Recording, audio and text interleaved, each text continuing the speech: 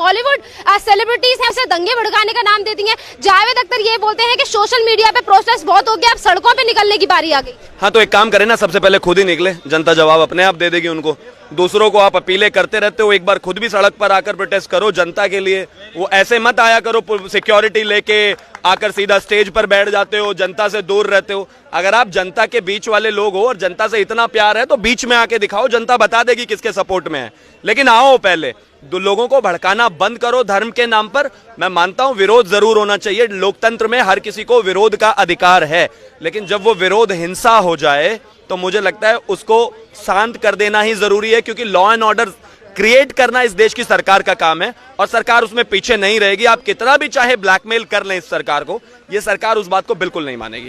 Actor हमेशा ये क्यों भूल जाते हैं, जब उनसे उनके लिए पूछा जाता है तो उसका तो जवाब उनके पास नहीं होता, पर उसके बावजूद भी परिणीति चोपड़ा ये कहती है कि एक और लॉ लाना चाहिए ऐसा जिसमें हम संविधान को पढ़ना छोड़ दें। वो संविधान के ऊपर उंगली उठाई। कभी आमिर खान की वाइफ ये बोलती है कि मैं हिंदुस्तान में सेफ फील नहीं करती। हो सकता है कि एक संविधान थोड़ा कम पढ़ा उन्होंने, क्योंकि समय कहाँ होता है इन लोगों के पास, काम बहुत ज्यादा होता है। संविधान नहीं पढ़ा है इन लोगों ने, अगर इन्होंने संविधान पढ़ा होता तो ये ऐसी बातें नहीं करते। मुझे लगता है जो भी इस देश की सबसे ज्यादा परेशानी, और ये मैं अपने साथ भी कह रहा हूं, अपने आप को इंक्लूड करके, हम लोगों को जजमेंट बहुत जल्दी देना होता है लेकिन पढ़ाई बिल्कुल नहीं करनी होती। आप ये देखिए कि आप रिपोर्टर्स जा के लोगों से पूछ रहे हैं कि सीएए क्या है, किसी को पता नहीं है। क्यों हो जी सड़कों पे? हम सेफ नहीं है। क्या एक्ट आया है? नहीं पता। यही हाल सेलिब्रिटीज का भी है, वो भी आप उनको बहुत ज्यादा खास मत समझिए, हालात उनके भी वही हैं। आप उनसे सीएए के बारे में 5 मिनट बाइट मांग लीजिए, अगर वो दे दें तो मेरा नाम बदल देना आके, ये तय है।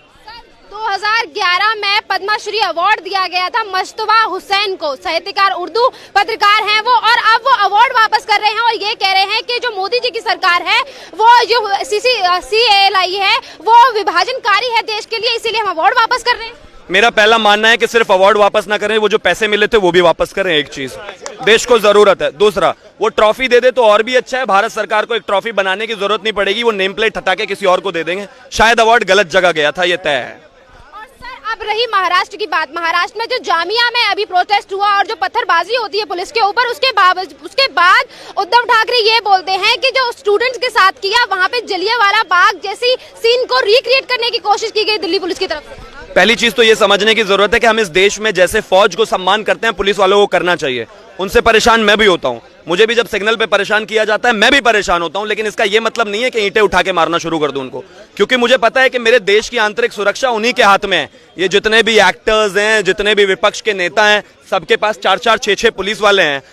आप इमेजिन कीजिए, वही पुलिस वाले अगर उन्हें पीटना शुरू कर दे तो कोई बचाएगा क्या उनको? नहीं बचाएगा। यही पुलिस अगर कहे कि नहीं हम आपको सुरक्षा नहीं देंगे तो आप क्या करेंगे? आप इनके खिलाफ भर भर के ट्विटर पे लिखते हो और जब घर से बाहर निकलते हो तो सबको बुलाते हो कि भाई मेरे को घेरा बना लो।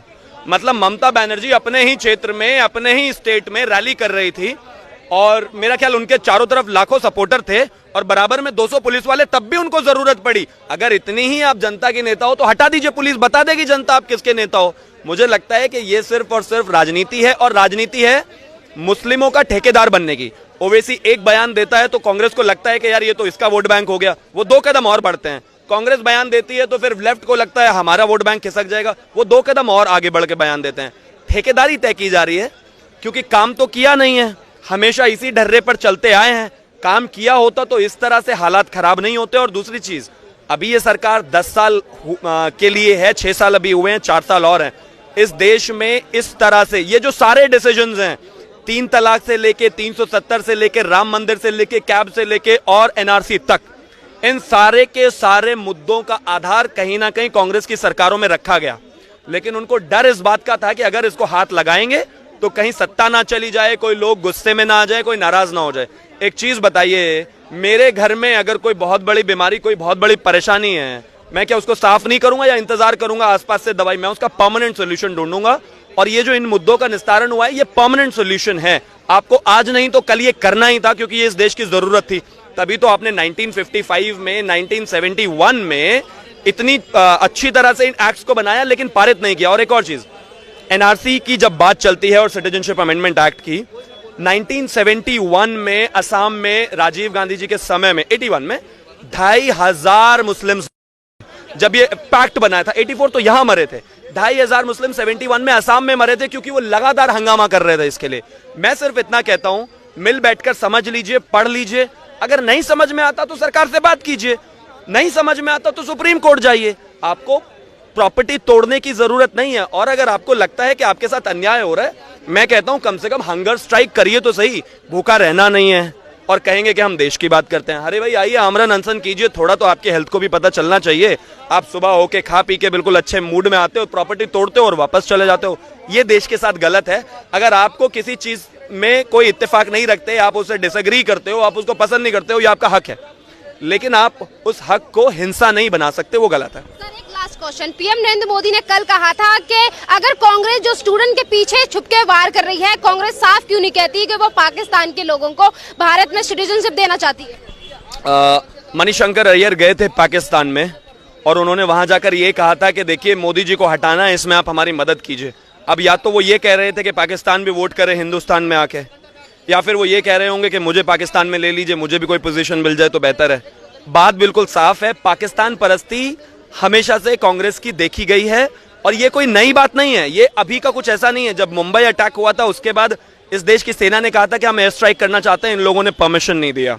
इसके बाद जितनी बार भी हमारे सेना के ऊपर हमले हुए, रिटेलिएशन के लिए इन्होंने कभी उनको परमिशन नहीं दी। इसके अलावा और भी बहुत सारी जगहों में पाकिस्तान की तरफ इनका रवैया हमेशा सॉफ्ट रहा है, ये पूरे देश ने देखा है। अब परेशानी इस बात की है कि वो पता नहीं पाकिस्तान उनके रिश्तेदार है, कौन है, क्या है। जब भी कोई पाकिस्तान को लेकर बात होती है तो उनको दर्द होता है, वो नेचुरल है, लेकिन ठीक है, अब होता रहे, क्योंकि ये सरकार तो सुनेगी नहीं। आपको दर्द हो रहा है, आप जो चाहें कह सकते हैं, जो चाहें करें, लेकिन इस देश के हित में, राष्ट्र हित में, नेशन फर्स्ट के लिए जो भी पॉलिसी बनानी होगी, ये सरकार इस 5 साल में बना के जाएगी और ये तय है। आप इस बात को लिख लीजिएगा, 2019 से 24 का जो कार्यकाल है, ये इस देश के आने वाले समय में, जब मैं बुजुर्ग हो जाऊंगा, ये 5 साल इस देश के स्वर्णिम इतिहास में लिखे जाएंगे कि करीब करीब जितने भी बड़े मुद्दे हैं वो समाप्त हो रहे हैं। केजरीवाल जो दिल्ली में इतने हिंसा प्रदर्शन हो रहे हैं, उसमें केजरीवाल कहते हैं कि जो भी दंगे भड़कवा रहे हैं वो हम नहीं भड़कवा रहे, क्योंकि हमें इससे कोई फायदा नहीं है, वो साधा सीधा बीजेपी पे नाम लगा रहे हैं दंगे भड़काने के। 1984 में सेंट्रल दिल्ली में सिखों को मारा जा रहा था।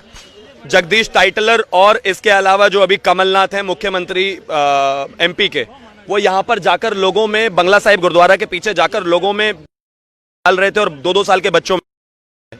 इस देश के जो प्रधानमंत्री थे राजीव गांधी, वो बैठे हुए थे। इस देश के जो राष्ट्रपति थे ज्ञानी जैल सिंह, उन्होंने 10 बार इनको फोन किया, ये किताबों में है, 10 बार इन्होंने फोन किया इस देश के प्रधानमंत्री राजीव गांधी को, उन्होंने फोन नहीं उठाया। राष्ट्रपति भवन की लाइनें, टेलीफोन लाइनें काट दी गई और 3 दिन बाद आकर कहा गया कि अगर एक बड़ा पेड़ गिरता है तो धरती हिलती है, और ये गलत हुआ।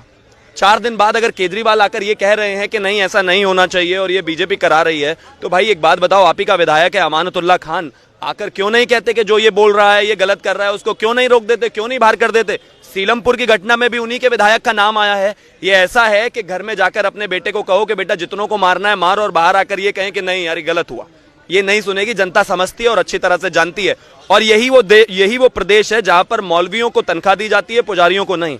तो इस सरकार की कथनी और करनी में फर्क है, ये सबको दिखाई देता है। सर अब सोनिया गांधी जब एक्ट बन चुका है, CAA मतलब अमेंडमेंट एक्ट आ चुका है, उसके बाद सोनिया गांधी ये कहती है, राष्ट्रपति के पास जाती हैं, रामनाथ कोविंद के राष्ट्रपति के पास जाके ये बोलती हैं कि ये सिटीजनशिप अमेंडमेंट एक्ट जो आया है इसे वापस ले लीजिए। देखिए मुझे लगता है उनकी तो परेशानी है। इस देश में 50 सीटों पर कांग्रेस ऑलरेडी पहुंच चुकी है। पिछले 70 साल में इस देश में सेक्युलरिज्म के नाम पे मुस्लिम तुष्टीकरण हुआ है। मेरे पिताजी और मेरे दादाजी और उनके दादाजी हिंदू मुस्लिम सब साथ में ही रहते थे। ये सेक्युलरिज्म जो वर्ड है, ये सेक्युलर जो वर्ड है, ये 1975 में इस देश के संविधान में आया। लेकिन ऐसा तो नहीं है ना कि इससे पहले भी इस देश में हिंदू मुस्लिम साथ में नहीं रहते थे, हमेशा से रहते थे। लेकिन ये वो ऐसी पार्टी है जिसने इस देश में सिर्फ और सिर्फ माइनॉरिटी अपीजमेंट, और उसमें भी खास तौर पे मुस्लिम तुष्टीकरण किया है हद से ज्यादा, और इसको दिया है सेक्युलरिज्म का नाम। हिंदुओं के जहां राइट्स की बात आए, मेजॉरिटी के जहां राइट्स की बात आए, उन्होंने कभी नहीं सुना। और इस देश के जो प्रधानमंत्री थे मनमोहन सिंह, उन्होंने कहा था 2011 का मेरा ख्याल वो बयान था, 2013 का वो बयान था कि minorities have the first right on the resources of this country. मतलब जो माइनॉरिटीज हैं उनका पहला अधिकार है इस देश के संसाधनों पर। तो फिर एक काम करिए ना, मेजॉरिटी को एक काम कर दीजिए, जेनोसाइड ही करा दीजिए, रहने ही मत दीजिए इस देश में। मेरा मानना है कि सेक्युलरिज्म का सही मतलब यह है कि हिंदू हो या मुस्लिम, सिख हो या ईसाई, सबके बराबर के हक होने चाहिए। जहां लॉ की बात है उन्हीं सब पे बीजेपी काम कर रही है।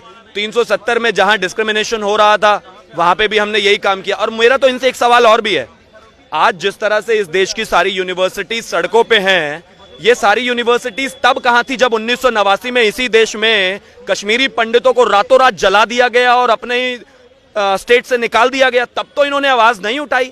आज ये आवाज उठा रहे हैं पाकिस्तान, बांग्लादेश और अफगानिस्तान के लोगों के लिए। तो कश्मीर में जो पंडित मरे थे या जिनका जेनोसाइड हुआ था, ये उनके अपने नहीं थे।